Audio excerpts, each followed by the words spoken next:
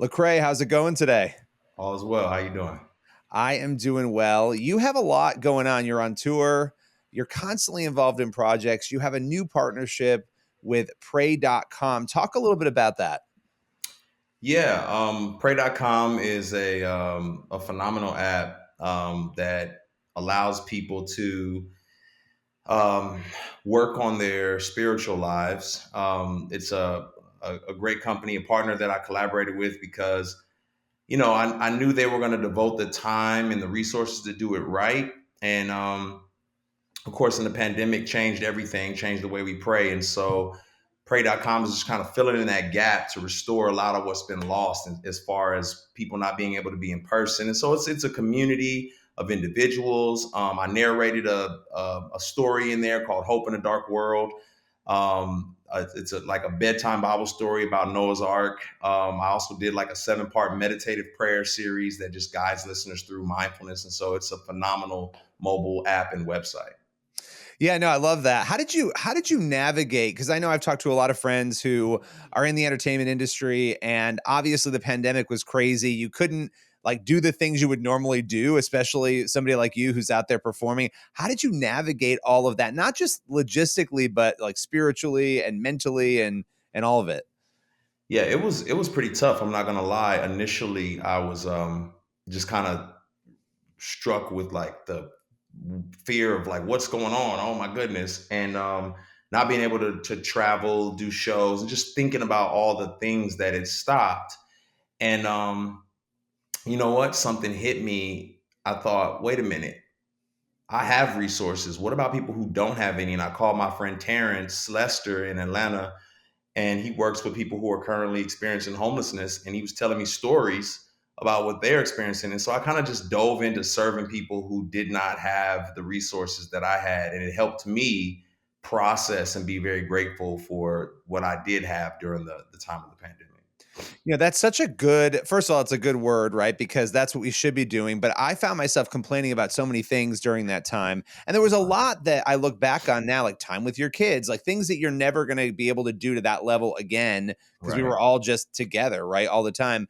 But going out there and doing for others, once you start to hear what other people were facing during that, it definitely, for me, kind of brought me back to, wow, I need to be grateful. I have so much to be grateful for. Right. So it sounds pretty amazing that you were able to kind of get out there and do that same thing.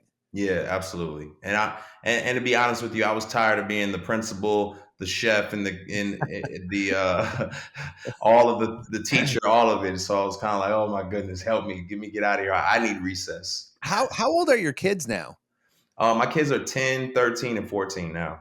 So you were in like the midst of that. I love that you said that, being like the chef, the principal. Oh It's so man. true though. It was such a crazy time. And so now you're encouraging people. I love that you said that prayer, the way we pray, the way we interact, even church for a lot of people has changed. And Yeah. I saw some of the numbers this week. We're kind of waiting for people to come back still, right? Hmm. To church. And so there's a lot going on spiritually. And I wanted to talk about something that you tweeted earlier this year. It obviously sparked some controversy, but I wanted to talk about it because it was a really interesting tweet. I'm going to read it. Once upon a time, I thought I was done with Christianity, but the reality was I was done with the institutional, corporatized, gentrified, politicized, culturally exclusive version of it. Now, I wanted to focus on that first part, the thought of being done with Christianity. Can you speak about that a little bit? Because obviously your journey is public, right? People see it, but I think a Right. lot of times people don't get into the finer details of understanding pieces of it. So I'll just throw that to you. I'd love to hear from you on that. Yeah. I didn't become a Christian until I was about 19 years old. So I wasn't raised as a Christian, and I found this faith, that really radically shaped me. And early on, a lot of my views were shaped by kind of one particular sliver of the Christian community. And so, as I began to wrestle with certain issues, we will always be on the same page. And I kind of thought they had the exclusive kind of authoritative view on the faith. And we were lining up. But then as time progressed and I just started to look at the world. I started to notice that we weren't lining up, and it really radically shaped me, especially as it pertained to like issues of justice or issues of caring for the poor, the marginalized. I was taken aback by the differing views, and it so shook me that I was like, well, if if they're wrong on this, are they wrong about everything? And so that sent me into a spiral in terms of my faith. And so there was just a period of time, it was very, very dark, maybe about a year or so of just wrestling and kind of saying, is this even real? Yeah. Yeah, and that's I mean that's a struggle too. And then of course, if you become vocal on certain issues, people make assumptions, right? And they has it been hard for you to navigate that? Obviously in the church, the progressive Christians and conservative Christians, and if you tweet something and it sparks, a controversy, like for instance this tweet, what has that been like for you to navigate that? Yeah, so that was another issue, right? As I'm wrestling, I'm also experiencing a lot of slander from people within the Christian community. Now, obviously, I could have just logged off my phone and I would have never experienced the slander, but didn't know that at the time. Uh, but that was not helpful for my processing of things, and so it kind of pushed me away and just made me wrestle even more. And one of the things I had to learn was that these are broken people, and I'm experiencing people hurt, but I'm making it a God hurt, and so I was kind of putting the pain that people were causing me on God Himself, and so it took some growth and maturity on my end to even understand that. Yeah, I mean, and there are, and I've seen you say this before too, that there are obviously people are going to disagree over different issues and different things. That's life, right? But there have been moments, right? Where when you perform for Reverend Warnock, where people were very upset, and you performed not for him, but at a rally for voting, Right. where, and it was interesting because a lot of that frustration that people were putting out there. I heard you talk about it after and explain it. And I'd love to talk Mhm. about that because I feel like, and I'm not trying to hit you with all these different things, No, but I think it's a good opportunity to talk about things because people may not always have a full story, right? When they're sure. reacting to something. I don't know if you want to speak to that event in particular Yeah. at all. I was shocked to hear you explain it because, again, I hadn't heard that maybe you thought the event had different candidates who were going to be there than who were there. Right. Yeah. So I was doing the work, as I said before, for the homeless community in Atlanta. The mayor caught wind of it. The mayor had reached out, and the mayor of Atlanta, and asked if I would perform a song at a vote early rally. And so I thought, oh, well, wait a minute, who's going to be there? And they said both candidates. And I said, okay, well, fine, I'll show up, because now it's bipartisan. And so I'll perform. Well, I got there and it wasn't both candidates from both parties. It was both candidates from one party, I believe the Democratic Party. And so I didn't know that. Obviously, when I performed, I didn't know that was going on. And so I performed one song, encouraged people to vote, and moved on. And then the slander came after, where it was like, "What are you doing? Why would you be there?" It actually turned into Lecrae hosted an event for Reverend Warnock, and me and Reverend Warnock have radically different views on tons of different things, and so it wasn't as if I was supporting abortion or anything along those lines. Well, that It was was the me claim, just right? People were like, "Oh, Lecrae must not be pro-life," or because exactly, you have spoken out about the pro-life issue, have you not? I mean, this has been exactly, so yes, so, absolutely, and I think this is an example of again, hearing all the details. We jump a lot on social, we jump a lot in life when we see something, and yeah, I mean, how do you? Is that really frustrating for you when those big? Because that was a big event that a lot of people talked about that when you're being dragged right. through the mud on something. Yeah.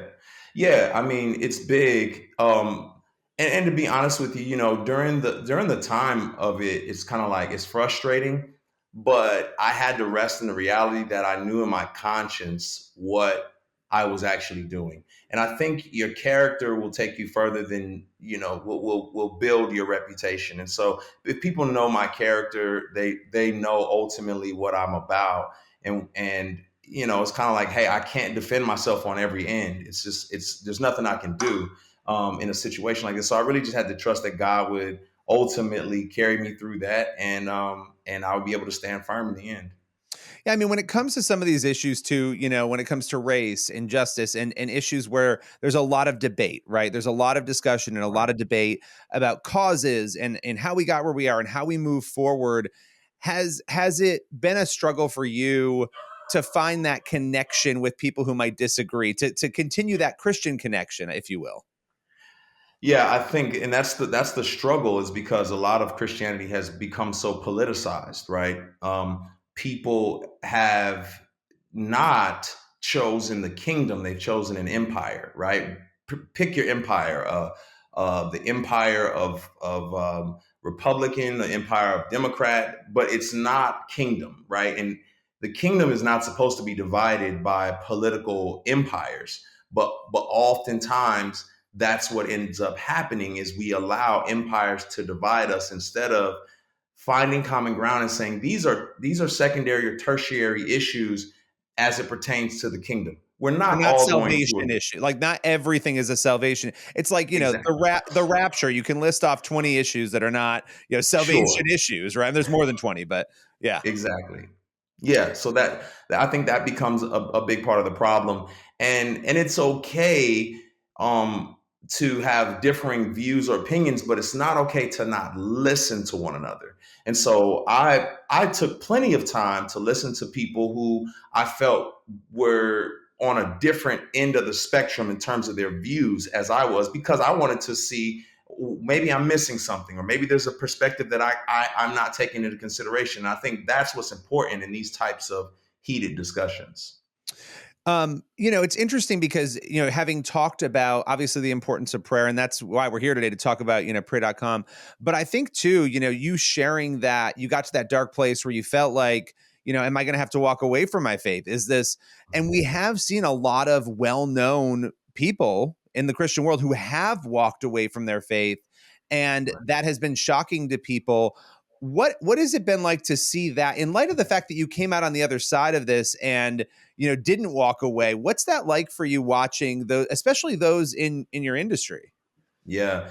It's actually sad. And, I've got a couple friends who've walked away from the faith. And during the processing, I am grateful that they feel comfortable talking to us and wrestling with it. I think it's ultimately sad, right? Because it's generally been hurt that's pushed people away. But I will say this: um, I am I'm grateful that people can have a a clear perspective of what they don't believe, because it now opens the door and gives me opportunity to help them wrestle with those things. So now we at least have a starting point, right? We're not saying we believe something that we actually don't believe. We're saying we don't believe it. And so it allows me to have a starting point in terms of dialogue and discussion about why they don't believe it or what do they believe, and just walk with them through that. When it comes to, race and where we are right now in this country, obviously the tensions of the last few years, what is your biggest hope for the church, for white and black Christians in particular, and the Yeah. church as a whole on this issue? And I know that's a loaded question, but like, what do you want to see happen? I mean, you know, obviously, I think the biggest word for me is humility, right? We have to walk in humility so that we can hear one another. We're a body, and a body has to function collectively. So we actually need one another. And in order for my arm to function as it should, I have to pay attention to it when it says it hurts, right? Hey, this hurts. We can't say no, it doesn't. We have to like say, well, what do you mean it hurts? Help me understand what you're saying when you say it hurts. We've got to be able to listen to one another, and I think that's a big part of the issue within the church as it pertains to race, is that we would rather jump to the end of being like destructively against one another instead of constructively trying to hear and build. Like saying, okay, we don't see things the same. Where are we missing it? And let's wrestle there, right? There's just got to be more wrestling if we Yeah. understand that we're a family and Right. that we're supposed to work collectively for the sake of the kingdom. Yeah, and how can we find the middle ground, or not the middle ground necessarily, but how can we find a place where we can come together and not allow these things to tear us apart, and also Right. see, part of life is seeing things from another perspective, even if you don't fully agree with every part of it, right? And it Absolutely. seems like we've lost that ability to do that, right? And Yeah. everything from that to the jumping to conclusions, there's a lot plaguing us. Well, listen, Lecrae, this has been great. I know we covered a lot in a short amount of time. Yeah. Pray.com, my last question for you. What is your hope? The content that you're producing there, what do you want people to take away from that?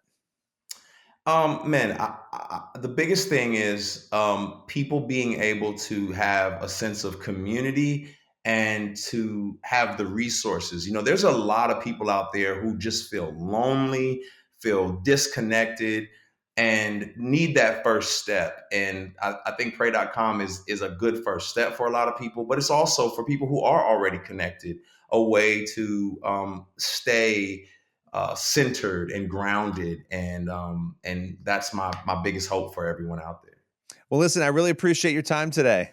Yeah, thank you so much. I appreciate you.